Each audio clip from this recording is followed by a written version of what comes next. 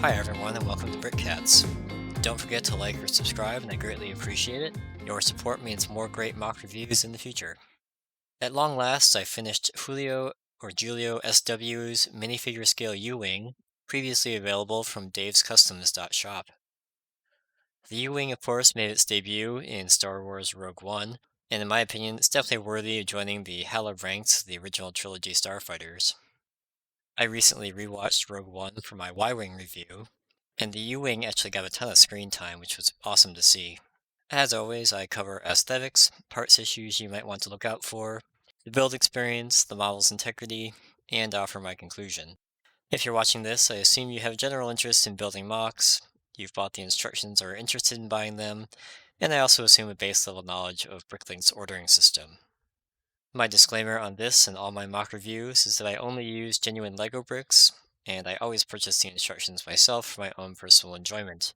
By making these reviews, I hope that my advice will make your experience more enjoyable and or less expensive. So let's take a look at the U-Wing. The first thing you notice about this model is its massive size. It's 30 inches from wingtip to engine, 10.5 inches wide, and about 6.5 inches tall from the floor level to the top of the upper engines.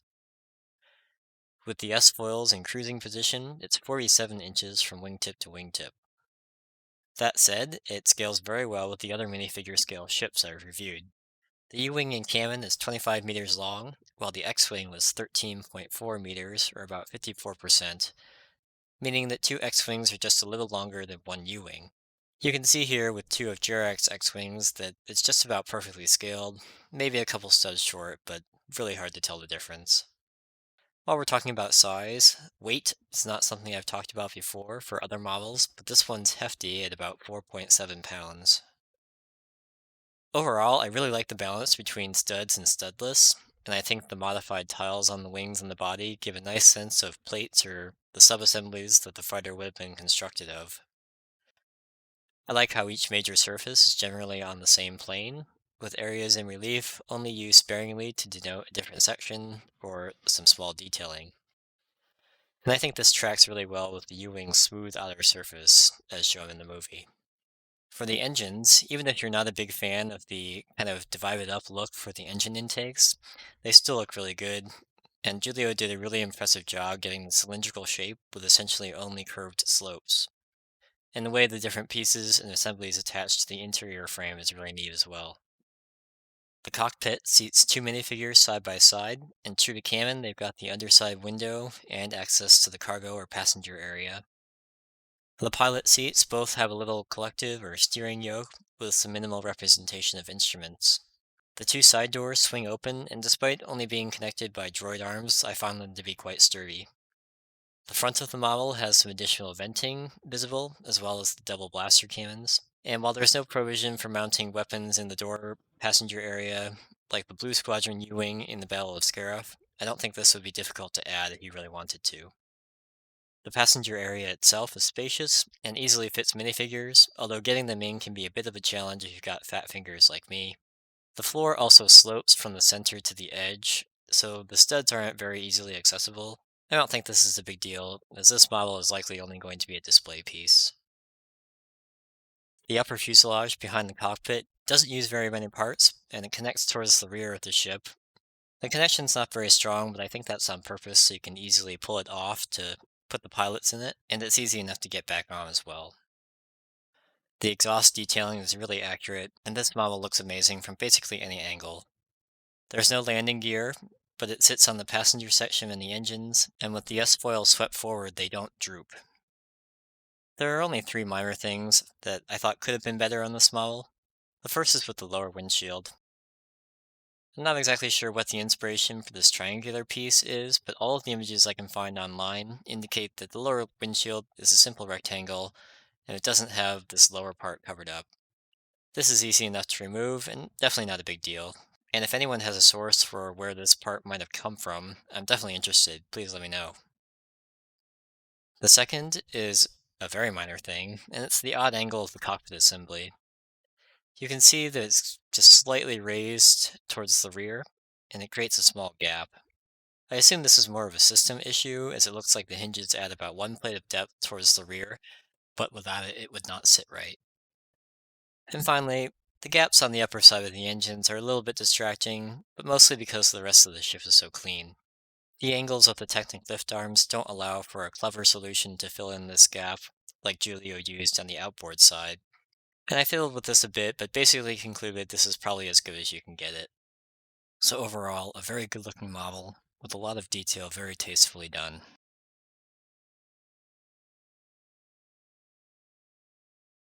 The parts list specifies 317 elements and 2,453 pieces. This kind of ties in with the build experience, but I actually had a number of kind of head scratchers because some parts in the file I received with the instructions definitely aren't used, while others seem to be in the incorrect quantity. And one piece I found in the instructions, but I couldn't tell where it went. For starters, you can eliminate the cylinder 4x4 by 1 and 2/3 in light bluish gray, part 41531, and the lone slope 30 1x2 by 2/3, part 85984 in dark green. These parts are not used at all. The parts list specifies 32 Technic pin 3L with friction ridges, part 6558 in black. All of these are almost entirely covered up, so you should feel free to use a mix of black, blue, or the common tan versions without the friction ridges, part 32556. The 1x1 tile with groove in trans yellow are used for the two heads-up displays or pilot displays. Pretty much any 1x1 transparent tile or even a 1x2 transparent or instrument tile would work here, even though I think yellow was an attempt to emulate the displays you see briefly between the controls of Cassian and K2SO's U-Wing that ends up destroyed on Iadu. Trans green would also work as that shows up in the Battle of Scarif. The underside windscreens 1x6x3, part 64453 are specified in trans black, but I think trans clear is more accurate to canon. Price-wise, they're more or less the same, so experiment with both unless you really want one, and see which one comes out cheaper. Part 61068, the slope 2x4 by 2/3 without bottom tubes, is functionally identical to part 88930, which is the same slope but with the bottom tubes. Part 88930 is generally cheaper and more available. At the very least, I recommend seeing which part number minimizes your costs and or number of stores. However, all 24 of them could be replaced with 48 part 15068, that's the 2x2 curved slope, along with 24 1x4 plates, part 3710. The 1x4 plates can be any color, although white or black makes the most sense. You're already buying 138 2x2 curved slopes, that's 15068, so you can change your total to 186, add the 1x4 plates or use some you already have, and remove part 61068 or 88390 entirely. The parts list calls for 9 plate round 2x2 with rounded bottom, the boat stud, part 2654, but these can be any color as they are hidden underneath the panels on either side of the cockpit. I found the 4 modified 2x2 plate with bar octagonal frame, part 30033, in dark bluish gray, to be expensive, so I used flat silver, which was much cheaper, and you really can't tell the difference. These go on the ends of the engines. In general, light tan and dark tan are almost completely interchangeable. Most of the tan elements aren't visible anyway, with a few small exceptions. The 2 red 2x16 plates, part 4282, can be any color as they are completely hidden within the wing structure. The brick modified 1x2 by 2/3 with studs on sides, part 4595, is specified in light bluish gray, but this can be any color as well, as they are also completely hidden. The parts list calls for 12 round 2x2 bricks with axle holes in black, part 3941, but none of them need to be black as they are all completely hidden. The hose rigid 3mm 6L, part 75C06, is somewhat uncommon in light bluish gray, and it's basically hidden. You can get away with using a 4L bar, part 30374, in either light bluish gray, dark bluish gray, or black. It goes on the back side of the engine exhaust fins in step 150, and it only takes minimal modification to rearrange the clips so that it fits. There are already 4 part 30374s in light bluish gray, so upping it to 5 should do the trick.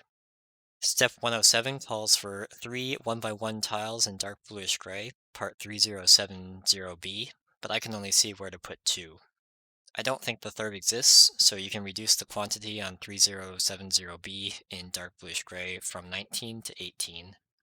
I mentioned how all of the modified plates on the top side of the wings and the body look great, but any of them are replaceable with white or the occasional light bluish gray plate in the same size, either 4 by 4 or 4 by 6. When building the engines, step 435 calls for 4 plate modified 1 by 2 with 1 stud, part 3794B in dark tan. These are all hidden and can be basically any color, and since you're doing this assembly 12 times, there's a total of 48 that don't need to be dark tan. Finally, let's talk about this gorgeous trans-clear 12 by 6 by 2 windscreen with locking dual 2 fingers hinge, part 13252. Currently in North America, you're going to be paying a minimum of $28 for this part. That's without shipping or tax. And it's a retired piece, as confirmed by LEGO customer service. So they're not going to make any more. Oh, and a note on this, there is one store in North America with two for sale for $6.90. That store seems like it's dormant and hasn't had any feedback in over 2 years. They also did not respond to my messages.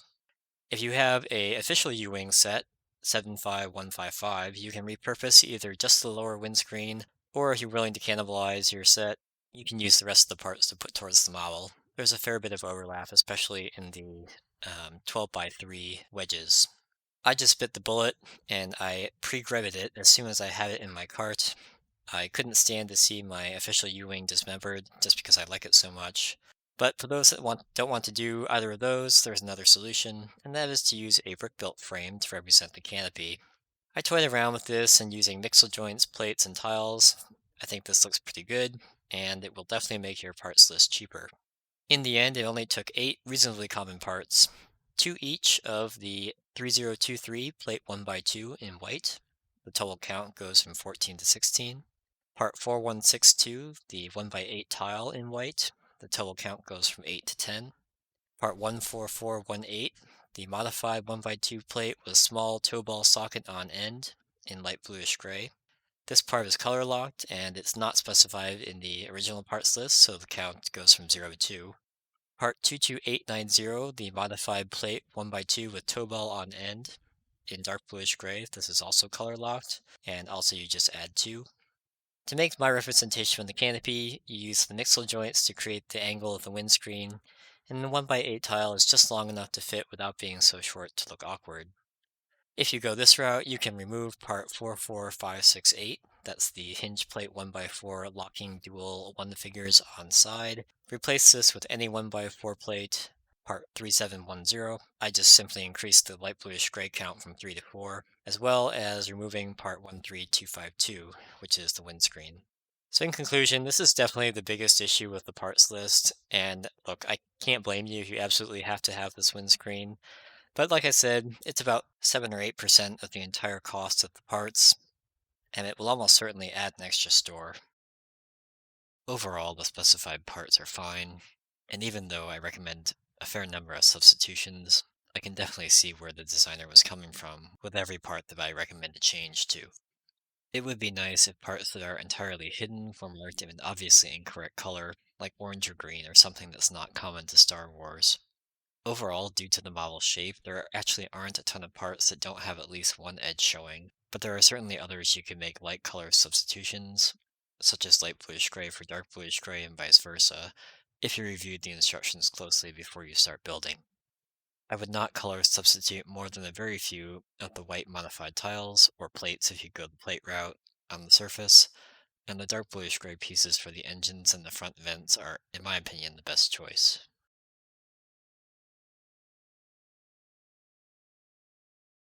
The instructions are generally good and have highlighting for the pieces added in each step, which really comes in handy. This is a feature I wish was more common in MOC instructions. There are some oddities in the sequencing of the build that I think could be improved. For example, when you're building up the forward section of the fuselage, the large triangular sections on either side aren't secured to each other with a plate or anything else to provide support. Thus, while you're building, you end up breaking them loose a lot, which is just a little annoying. Basically, all you need to do is add the dark bluish gray pieces in step 73 as early as step 32 or 33, and that will solve the problem. Earlier I mentioned one piece so I couldn't tell where it went. That's the lone 2x2 light bluish gray tile in step 40. The angle provided in the instructions apparently hides where this piece is supposed to go. The issue of the quote-unquote camera angle happens a couple of other times, and you can generally figure it out, but it does make you pause for a second or two. In my opinion, the lower window is added much too early, steps 59 to 71. And the reason I say that is as you're building that section, it's not secured by the mixel joints at the top, and it's just kind of hanging around waiting for the cross piece to be put in step 97 through 99. I would skip steps 59 to 71 and do those after step 97, securing that subassembly as depicted in step 98. Steps 166 through 173 suffer from the camera angle problem, but if you mirror the previous section, it should be apparent while you're doing it. You'll get a nice uniform exhaust fin section, which I believe was the designer's intent. The 1x6 light tan plate in step 223 is hidden by the camera angle. Refer to step 228 to see where it goes. I believe step 367 is missing a 3x2 wedge where the two 2x2 boat tiles are right next to each other, near the yellow wedge piece. It should be the mirror image of step 357. Step 446 is missing a 4x next to the subassembly, and due to the camera angle you can't see where two of them should go, although it should be pretty obvious if you just mirror the ones you can see. Steps 448 and 452 are missing a 2x, and due to the camera angle you can't see exactly how they are supposed to be arranged. Steps 462 and 465 also suffer from the camera angle problem. None of these are deal breakers by any means. After all, if you're capable of ordering all of the parts from Bricklink and have a moderate amount of experience with LEGO, you can figure these things out, or make educated guesses. At the same time, I think some really simple changes could go a long way towards making the build experience even more fun than it already is.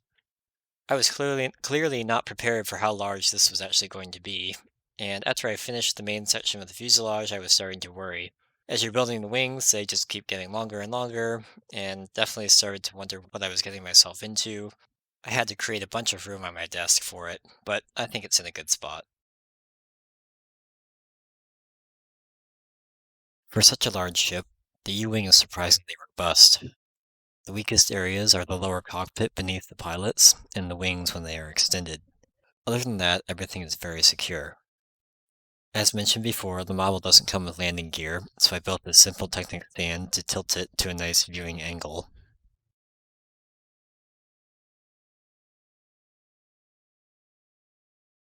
When the S-foils are extended, they droop significantly, but the actual connection itself is decently sturdy.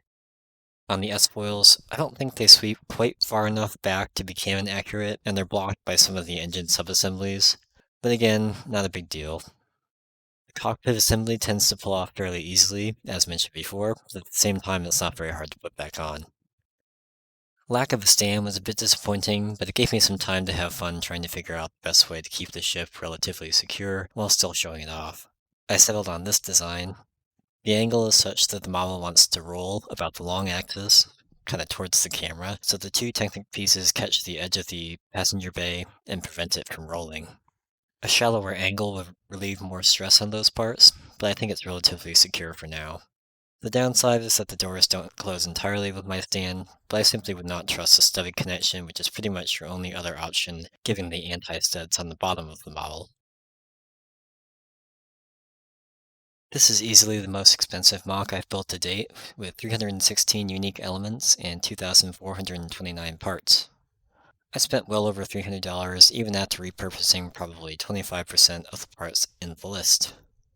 Without modifications, on February 4, 2021, the Bricklink algorithm returned a pre-shipment total of $310.59 from 8 stores, which is approximately $350 with shipping and tax. With my modifications, I was able to get it down to 6 stores and $229.24, or about $260 with shipping and tax, which was not as drastic a drop as I hoped. But I think the difference is that since I started working on this video, several used 13252 windscreens popped up on the market for about $28 as opposed to $40 new. Either way you slice it, this is an expensive MOC to build, but it's truly impressive. While this is the only U-Wing MOC I built, I definitely feel like I got my money's worth, and I definitely enjoyed the time I spent building this model. The instructions are 98% spot on, while the parts list can quite easily be modified to reduce the cost, with basically no effect on the outward appearance. Like Jurax A-Wing, I think the only semi-objective improvement I would offer is inclusion of parts and instructions for a stand. JulioSW's U-Wing instructions are now available by contacting him directly on Instagram or Facebook at julio.mocsw on both platforms. When I got this from Dave Customs, it was $20 for the instructions, but I'm not sure how much Julio will be charging. I did send him an email inquiry, and I will update the description if I find out. Thanks, as always, for taking the time to watch my review of JulioSW's U-Wing Starfighter. If you built this model, have something to share that I left out, or have a question I didn't cover, please leave them below in the comments. Also consider liking the video, subscribing to the channel, or following me on Instagram. I hope to see you back next time. Thank you.